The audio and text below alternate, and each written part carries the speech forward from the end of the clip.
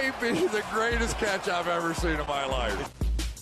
Okay, before we get into the exact video, I have to answer some questions here. So we've had a lot of questions about our draft kit. What is it going to look like? Where can you find it? When is it going to be available? It is going to be through Patreon. It's going to be available probably about a week after the NFL draft. I'm going to be trying to get those updated landing spots in there as fast as I can. And what to expect is honestly not so a traditional draft guide, more so a novel. Like, to be honest, it's going to be over 100 pages. It's going to be me sitting there pretty much throwing every thought that I have, showing y'all exactly what we are looking for with these rookies coming into the NFL based on historical hit rates, based on what a top 12 finisher at a specific position actually looks like. So if you are not a great reader, if you do not enjoy reading, I'm going to be honest, the draft kit, probably not for you. You can stick it to the videos, but of course, I am excited to hear some opinions on it. I mean, I've worked on this for probably over 100 hours now, so I'm very excited to hear a few opinions. But anyway, let's dive into these rookie rankings. You can currently find all our posted rookie rankings as well on Patreon for both Superflex leagues, for one quarterback leagues, really whatever you're playing in. And those are going to be continuously updated throughout the NFL draft. But let's dive into our running back one. Now, I know that he is not most people's running back one, but I don't care. This is going to be Travis Etienne. Now, with Travis Etienne, we said it coming into the season. Hey, you know what? He does have his red flags. We need to see him come out. We need to see him profiled to be a 3-down running back by posting a respectable BMI. And he does that by weighing 215 pounds, more weight that he was actually listed at than Clemson. And that's not something you see very often. Usually you see those college programs going out and giving their prospects an extra 10 pounds, an extra few inches. But no, Travis Etienne impresses us. He shows that he can be a 3-down running back based on his BMI, speaking historically. Now, what we also are looking at is we need to check a few more boxes. We need to see the NFL draft capital, which should indicate opportunity right away. We need to see receiving game ability, and we need to see athleticism. Now, obviously, he is checking the athleticism box. I mean, that was never a concern. Travis Etienne has been a track star for a very long time. We know that he is an elite level athlete. Now, the other boxes, hey, he's going to get the NFL draft capital. I don't think he'll be drafted over Najee Harris. I would like to see it happen, but it's probably not going to. But really what you need to see with these running backs is you need to see them get drafted at the top half of the second round, preferably the first round, but in today's age, that really doesn't happen. I mean, you saw J.K. Dobbins, Jonathan Taylor, Cam Akers, a bunch of exciting running backs fall to the second round last year. And you also saw, who I think is the perfect comparison for Travis Etienne, fall to the second round in DeAndre Swift. And now y'all know we loved DeAndre Swift coming out of Georgia because Swift was clearly a great pass catcher, which Travis Etienne is. Swift proved that he was a great athlete, which Travis Etienne is. And even though Swift wasn't the heaviest running back, if you looked at his BMI, it was respectable. It showed that he can get touches at the goal line, as well as seeing the majority of the touches in his respective offense, which Travis Etienne checks that box as well. Now Travis Etienne going to get that second round NFL draft capital. So because he checks every single box that we look for a top 12 running back coming into the NFL, because we really have no questions about him outside of the fact that he stayed all 4 years at Clemson, which, to be honest, you don't like to see, but Najee Harris did the same thing at Alabama, so we can't ding Travis Etienne too much for that in these rankings. But yeah, Travis Etienne, I think that he not only is probably the safest running back in this entire draft class, in my opinion, but I think you could make the argument based on his speed and based on his receiving game capability that in the right spot, he also may have the highest ceiling out of any of these running backs. Now, let's dive into our second guy. Let's go to Najee Harris, who also is in Tier 1. Both Najee Harris and Travis Etienne are the only running backs in our Tier 1 in 2021.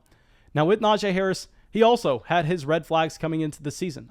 Najee Harris, what we needed to see is we did not need to see the size like Travis Etienne. We obviously knew just by watching Najee Harris that the man was a monster. I mean, there have been pictures of him coming out this offseason that really, I mean, he does not look human. If you put up a picture of myself and Najee Harris next to each other, it would probably look like a deer to an elephant. Like, it literally is not the same thing. But anyway, with Najee Harris, I mean, he is a beast of a man. But the one red flag, the one question that we had is, what does that top end speed look like? because if you look at where he scored from at Alabama, I mean, for the amount of volume, for the amount of overall production that he had, he rarely had big plays. I mean, he was the exact opposite of a Derrick Henry, where I've made this comparison before, and I know a lot of people don't like to hear it, but it's not that bad of a comparison. I think it's more so them just getting upset with this draft class rather than the comparison itself. But Najee Harris, guys, I hate to bring it up. I hate to even say it. With our concerns about his speed, and because he doesn't test at the pro day, we can naturally assume that those concerns are very real. He really looks like David Montgomery. And I'm not saying this in a slight against David Montgomery. David Montgomery was a running back 1 last year in fantasy. I'm saying this because we know David Montgomery. What is he? He's a massive running back, a very big running back, someone that can handle work on all 3 downs. He is not a great pass catcher, but he's a more than capable pass catching running back where if the coaching staff wants to use him that way, they can. He can handle, he can block, he can catch passes out of the backfield. And with David Montgomery, what is he elite in? He's elite in running defenders over, making defenders miss in the box. That's what so many film people liked about David Montgomery coming out in that 2019 NFL draft class. Now, the one fault with David Montgomery is the fact that he did not score a single touchdown outside the red zone throughout his entire college career. The fact that David Montgomery has, I believe, only like 1, maybe 2 big plays in his NFL career up to date. But he's a guy that's going to get touches, rack up production, just can't pull it off in a Derrick Henry style. Can't pull it off in terms of getting that 80-yard rushing touchdown. Now, I know David Montgomery finally did that this past year, but we all get the point. We all know that the lack of top-end speed makes that a lot less likely. It makes it a lot less likely that you are finding that elite-level Derrick Henry upside. So with Najee Harris, I mean, if he doesn't have the speed, he didn't show that he had the speed at his pro day because he didn't participate. He didn't run, and we wanted to see it. I think that we were looking at a running back very similar to David Montgomery, but he is going to get the NFL draft capital. He's going to get the opportunity. If we were going, would you rather have Najee Harris or David Montgomery in fantasy? The answer is Najee Harris. But I hope y'all understand the comparison I'm making there. And I know it's gross. I know a lot of people don't want to hear it, but I think it has a lot of truth to it, to be completely honest. Okay, so now let's go down to our tier 2, which is only going to have 1 running back in it. And a lot of people are going to want to have him in tier 1. I just can't. It's going to be Javonte Williams. So here with Javonte Williams, what he has that the other 2 running backs in that tier 1 don't is he has the fact that he came out. He was an early declare, something that you always want to see. You want to see those running backs coming out after 3 years in college. You want to see them coming into the NFL draft at 20, 21 years old. And no, that's not so we have them in the NFL any longer. No, that's what a lot of people think initially, and that's just false logic. What actually matters is historical hit rates for running backs that stay all 4 years in college versus historical hit rates for running backs that come out after their 3rd season. If you have all the variables pretty much similar, you can bet pretty much every single penny to your name that the running back that came out after 3 years is going to have a much better NFL career than the guy that came out after 4. So it's nice to see that box checked. It's nice to see him go into a bucket of successful running backs in terms of the overall profile. Now with Javonte Williams, why I have him down here in tier 2 is I am not a massive believer in Michael Carter Jr. I know a lot of people are looking at Michael Carter Jr. going, hey, he is going to be a good NFL running back. He is going to be a starting NFL running back. I simply don't think that's true. I look at Michael Carter Jr. and I see Devin Singletary. And I mean, you have the lack of athleticism for both Michael Carter Jr. I mean, Michael Carter Jr. is not athletic at all. But then you look at Javonte Williams, and he doesn't have that top-end athleticism as well. He doesn't have the top-end production. He's not going to get the same type of NFL draft capital as either Najee Harris or Travis Etienne. So for all those dings, I just have to have Javonte Williams in a separate tier. I can't put his name in the same sentence as a Najee Harris or Travis Etienne, to be honest. I mean, I would be surprised if we see any scenario in the NFL draft that jumps up Javonte Williams ahead of one of those running backs, and that's why he's going to be in his own tier at number 2.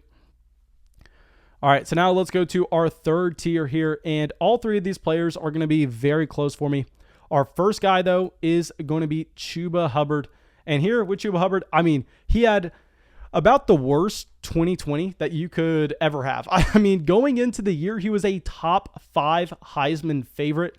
His sophomore season at Oklahoma State, he looked like if not the best running back in the NFL, right up there. I mean, I put out a tweet that year saying, hey, if Chuba Hubbard was coming out in the NFL draft this year, where would you rank him between Jonathan Taylor, between Clyde Edwards-Helaire, J.K. Dobbins, Cam Akers, DeAndre Swift, that fantastic class that we had last season?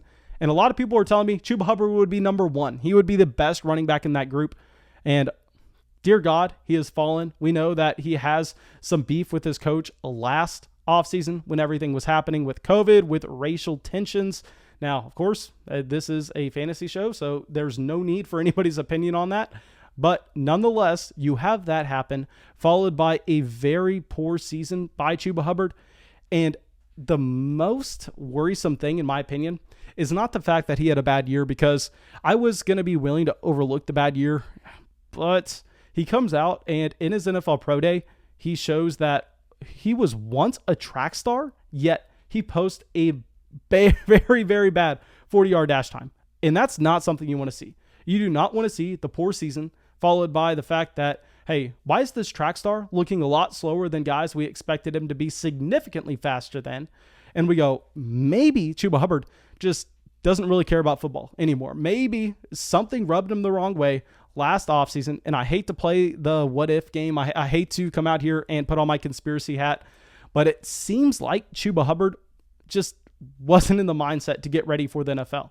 And honestly, I think based on what we saw his sophomore season, based on the fact that a lot of people thought he was going to be a Heisman favorite the next year, I think that we can say, you know what? If he gets his preparation right, if he gets his head on straight and he cares about football, I think he has the ceiling. I think that Chuba Hubbard could make noise in the NFL, but because of this past year, because of his struggles at his pro day, to be completely honest, and the fact that he was never a great receiving running back, he's going to fall to day 3 in the NFL draft. And falling to day 3 in the NFL draft, I mean, historically speaking, that makes you a running back that's most likely never going to do anything in the NFL.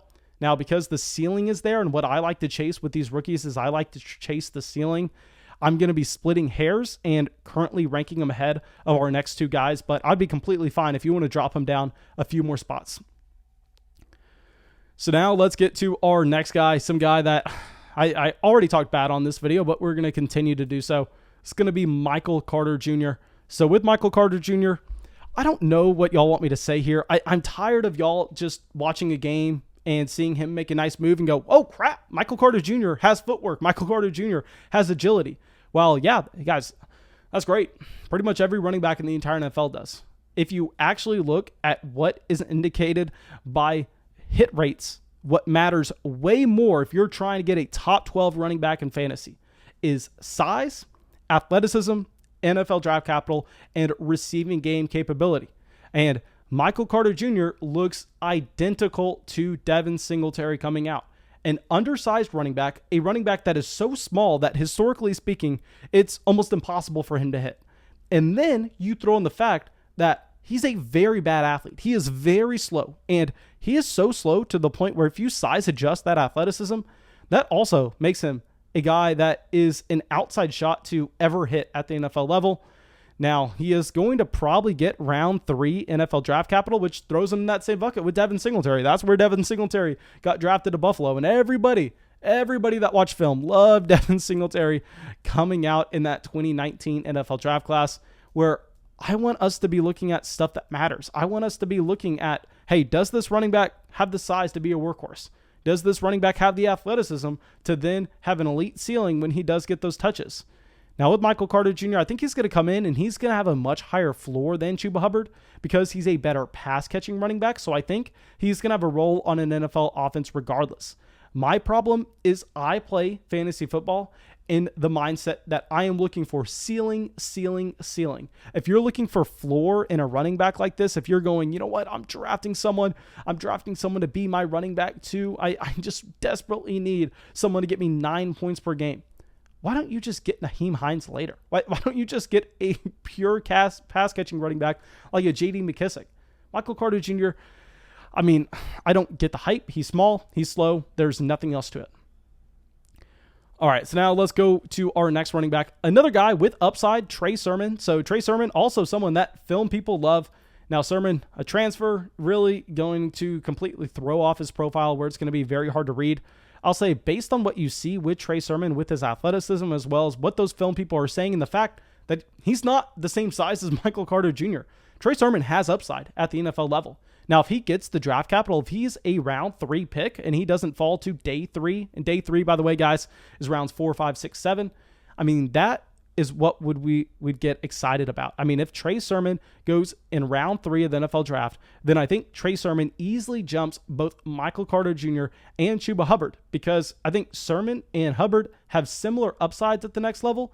So as we speak, honestly, I probably should have Trey Sermon ranked at the top of this tier just because the upside that he does possess, and I think that he has a better shot at getting that draft capital compared to Chuba Hubbard. But, I mean, we're going to get our answer in a couple days. The NFL draft is upcoming. So we are going to see how this will shake out. Now, thank you guys. I really hope y'all enjoyed this video. I know y'all probably didn't, especially if you're a fan of Javonte Williams, especially if you're a fan of Michael Carter Jr.